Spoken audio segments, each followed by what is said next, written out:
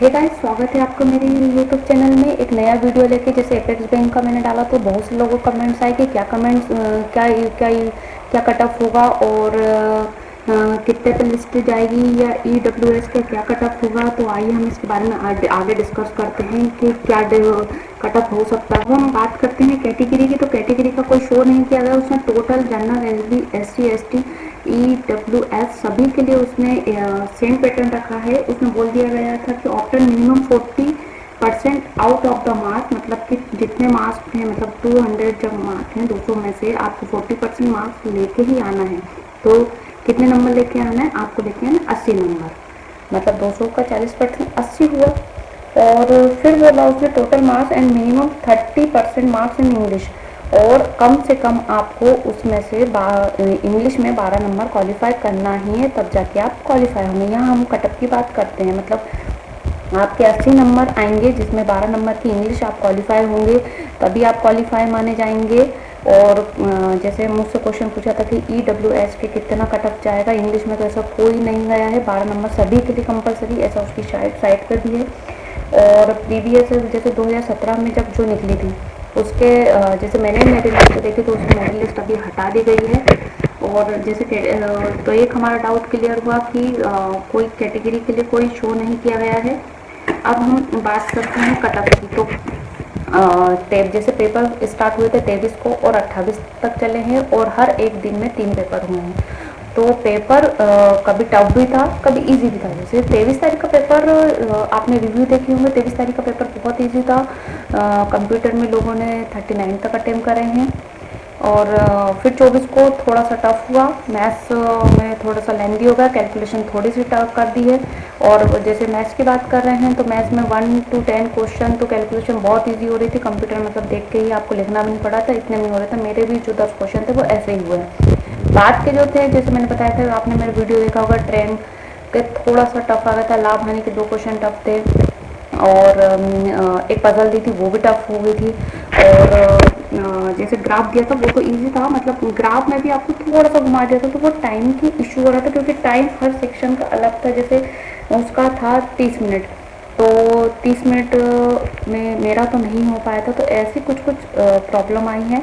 और जैसे 23 को लोगों के ने 180 तक अटेम्प्ट किए हैं, किसी ने 164 तक अटेम्प्ट करे हैं। और 24 को जैसे ही पैटर्न थोड़ा टफ हुआ तो लोगों की मार्किंग थोड़ी सी कम हुई है। और 25 को भी मीडियम था, जिनका जीके का पैटर्न थोड़ा सा चेंज हुआ था जिससे लोगों के नंबर कम ज़्यादा हुए हैं। 26 की बात करती हूँ तो 26 में मैथ्स में हल्का सा टाइम लग रहा था, और रीजनिंग में भी टाइम लग रहा था क्योंकि 25 मिनट थे, तो उसमें तो मतलब हो नहीं पा रहा था क्योंकि 2 पजल घुमा चुके थे। बाकी कंप्यूटर स्कोरिंग था, करंट भी स्कोरिंग था, जिसने करंट बहुत अच्छे से पढ़ा है। इंग्लिश मतलब जिनकी मतलब पढ़ा भी है और जिनने मतलब हल्का थोड़ा ओड़ा पढ़ा भी था, तो ग्रामर अगर पढ़ी थी तो उसके भी मतलब इंग्लिश ऑलमोस्ट लोग क्वालिफाई कर जाएंगे। इंग्लिश का लेवल उसने ऐसा दिया था कि क्वालिफाई हो जाएंगे। और टाइमिंग की बात करें तो टाइमिंग के हिसाब से लोगों ने के 1, जैसे मेरे पास जो कमेंट्स आया था तो उसमें थे कि मैंने 190 तक अटेम्प्ट करे हैं। तो अटेम्प्ट की बात करें तो अटेम्प्ट ठीक है, आपने 190, 145, 164, 180 तक अटेम्प्ट हुए हैं लोगों के, आप तो रिव्यू देख सकते हैं। बट यहाँ हम एक्यूरेसी की बात करेंगे कि आपको 190 में आपकी क्या एक्यूरेसी थी। जरूर नहीं कि आपके 190 हो या 145 हो या मेरे 134 हो तो पूरे 134 नंबर आएंगे, ऐसा नहीं हो सकता। क्योंकि मैंने भी इंग्लिश में 2-3 ऐसे तुक्के ही लगाए थे क्योंकि मुझे ऐसा डाउट लग रहा था, बट मैंने लगाया कि कोई बात नहीं, आधा नंबर तो मिलेगा। हाँ, कंप्यूटर की बात करें तो कंप्यूटर में लोगों ने स्कोरिंग करी, कंप्यूटर 39 तक अटेम्प्ट करे हैं, जिसमें लोगों के मतलब 35 तक आ सकते हैं। तो अब आते हैं हम नंबर की बात, तो नंबर की बात करते हैं। तो अगर हम कट ऑफ की बात करें तो कट ऑफ 140 तक जा सकता है। जैसे पहले मैं 110 तक थी, फिर मैंने भी आगे के रिव्यू देखे, 23 से 28 के बीच की देखे तो 140 तक या 135 तक कट ऑफ जाएगा।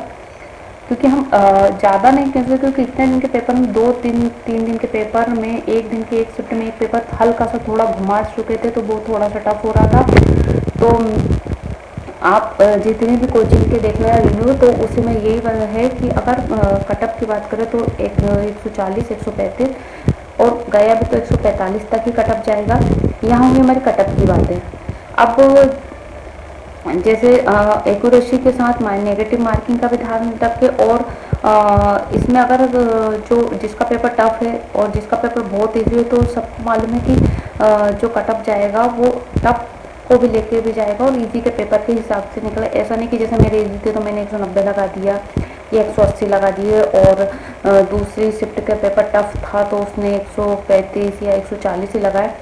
तो कैलकुलेशन उस टफ पेपर के हिसाब से होगी कि अगर उसके 140 आए तो क्यों है, तो उसके हिसाब से माइनस मार्किंग या कटअप जाएगा। तो इसमें कोई टेंशन नहीं मत लें। आप अपने जिसके बहुत अच्छे अटैम्प्ट करे हैं तो वो भी क्वालिफाई है, और फिर अब कटअप देखते हैं रिजल्ट क्या बताता है। जैसे हम अगर बात करें तो इतना तक कटअप, ये तो हमारे रिव्यू कटअप। और जैसे EWS जिनने मुझसे क्वेश्चन पूछा था, तो ऐसा कोई कैटेगरीज नहीं है। और आपको हम वीडियो को यहीं ख़त्म करते हैं। और अगर आपको मेरा वीडियो अच्छा लगा हो, जैसे बहुत से लोगों ने मुझसे कटअप पूछा था इसलिए मुझे ये वीडियो बनाना पड़ा, तो अगर आपको मेरा वीडियो अच्छा लगा तो प्लीज़ लाइक करिए, कमेंट्स करिए, शेयर करिए, और प्लीज़ कमेंट करके बताना कि आपको मेरे वीडियो कैसे लग रहे हैं। तो इस वीडियो को यहीं ख़त्म करते हैं, और सभी को बाय। अगले एग्ज़ाम के लिए बेस्ट ऑफ लक।